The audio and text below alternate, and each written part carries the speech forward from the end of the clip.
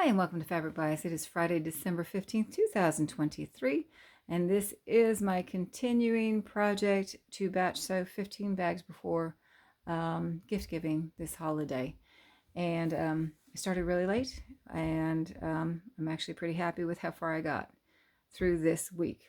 So I'm farther than I thought I would be. I'm a day ahead. As a matter of fact, I'm ahead of a day of ahead. So I'm pretty stoked about that. On that. So today what I've done is, let me try to remember because all my days are running together. Today what I did was I took my template that I set up and showed on my last video, and I marked all the middle, oh, knocking my camera over, sorry, all these center rectangles here, and then I've added a piece of tape, and I played with it a little bit after I was done with it, so it's kind of wonky right now. I'll have to fix it. But I added a piece of tape to get my corner measurement there, and I set those in, and I marked all of that, and then I went ahead and put all my circles that I'm going to use. I'm using as a guide for quilting on my bags. So I actually marked all of that. I was pretty excited. I got all that done this morning before I went to work. I have 12 bags that are going to be quilted. 13 actually, sorry. 2 of them I decided that they're a canvas, so I didn't add batting to them, so they're going to go without batting. And one piece I had done when I did my previous 4 bags, I had done an extra exterior there. So these 3 don't have to be done. The quilted one has actually got its pocket and everything, so it's good to go. Oh, I think. I don't know, actually. Maybe it doesn't. Oh my gosh. This is what happens when you do so much. Oh, I do have a pocket on it. I think I sewed an extra pocket for it. Maybe I'll put on 2. Nope, that's for the interior. Okay. So besides drawing these on, drawing all my circles on, this is where I thought I would finish today and where I would get done, but I'm actually done with time to spare for today. Oh, I didn't do all my circles this morning.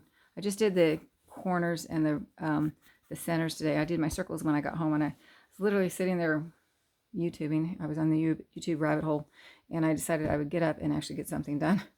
So I was just going to sit and relax for a while, and this was calling me, and I just was like, oh, I got to do this. So, since I got it all done, I decided I would start quilting, and I thought, oh, okay, let me see how long it takes me to do one. And I did one up, and I thought, okay, I'm going to try to get, if I have 12 total to do, I'm going to try to do 7. So a little more than half, so I could feel like I'm just that much more accomplished. And I ended up getting actually 8 of them quilted. And I'm showing you the back because I think it's easier to see on the back, but you do quilt from the front. That's why the circles are drawn on the front. But I think that's super, super hard to see from the front. So I'm showing you the back on that. So when I started doing it, I thought, okay, I'm going to do 7 or until I run out of bobbin thread, because as I started, I had just had to load my last threaded bobbin into my machine. So I'm like, okay, I'll go and try to get 7 done, or if I run out of a bobbin, then the bobbin thread, I'll decide from there. But I did actually load 4 more bobbins so I could keep going, because I definitely wanted to get 7 done. So I did get to 7. I still hadn't run out of thread in the bobbin, so I ended up starting and doing the 8th one, and I got 3 columns or 3 rows, depending on how you're looking at it, done, and I ran out, and so I put in a new bobbin and did the last 2, so I ended up getting 8 done. So I'm super excited because now I only have 4 left to go, and that puts me way ahead because I thought I would be finishing quilting tomorrow evening. And now I'm going to be able to finish quilting probably tomorrow morning. I just thought this was going to take a lot longer. I don't know, went pretty smooth. So I know that I showed you, I drew circles on, oh, can't see it on that one, so let me pull this one back over. I drew circles on as my guide, and I butted those circles up next to each other here. So I didn't actually sew circles when I sewed. I sewed S's.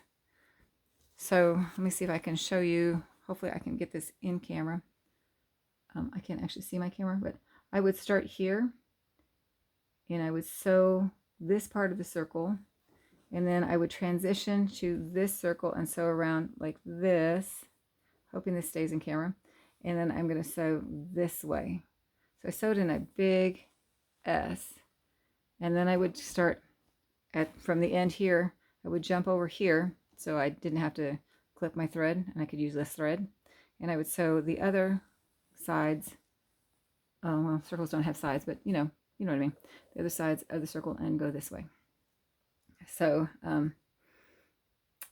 that's how I would sew this. I'm going to do it one more time just because I'm not sure it's going to catch in camera. So hopefully this time it will catch in camera.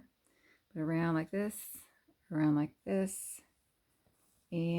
this, and then the opposite side on that. So, and if you look, it looks like I sewed a circle. Well, that one doesn't look circlish, but the ones most of them look like circles on that one. I will tell you, I was getting tired as I started the 7th one. I thought, oh my God, I'm tired. I should probably stop now. I'm going to start making mistakes. And sure enough, on the 7th one, I do rip some stitches. And this is the 8th one, I think.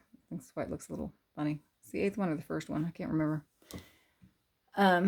So on both the 7th and the 8th one that I did, I ended up having to rip out stitches because I was so far off that circle. I was like, oh, that's pretty obvious. That's really bad. These ones, you can't, the stitching on the front, it gives you depth, it gives you texture, but you're not going to see if you go so far off on most of it.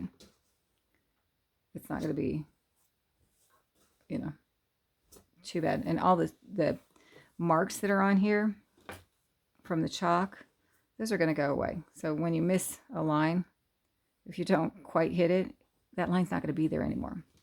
So as long as you're close, it's good. At least that's my philosophy. I don't know. I'm not a quilter, so don't quote me on it. So I am not a quilter, so there's not really much I can tell you about the quilting side of it, other than that's what I did. I lengthened my stitch to 3.5 on my machine, and just went kind of slow, and then I got kind of tired, and then I decided to stop, and came out with all of that, and I'm super excited. I do use chalk. I like chalk because I don't know, let me lift this up. The chalk goes away as you handle it, and it makes me feel comfortable about it. It is dusty, so not so great. You can see here, this is a different color. And that one I wanted it to blend in. So I've used this blue before, and the blue, I think I'm going to have to wash this out. But it does wash out. At least my chalk does wash out.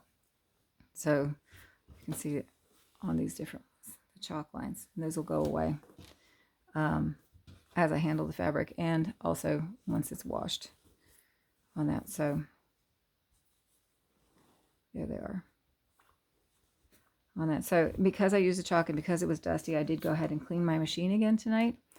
I cleaned it. I vacuumed. I actually vacuumed all around my sewing table, just quickly, to get the lint out from, there's a lot of lint in the batting and just sewing in general. And so I cleaned out the machine, the lint in the machine. I cleaned out the chalk that was getting in the machine because I want to keep my machine in good shape. I oiled the machine and vacuumed, like I said, around the deck where I'm sewing, on the table that I'm sewing, and actually around on the floor too, just because I didn't want to walk in it. And I have a dog and 2 cats. So I think that's everything I did. There's one of my bobbin threads. And so I hope that was helpful. I hope that wherever, whenever you're at, you're having a great time. Thanks for watching, and bye for now.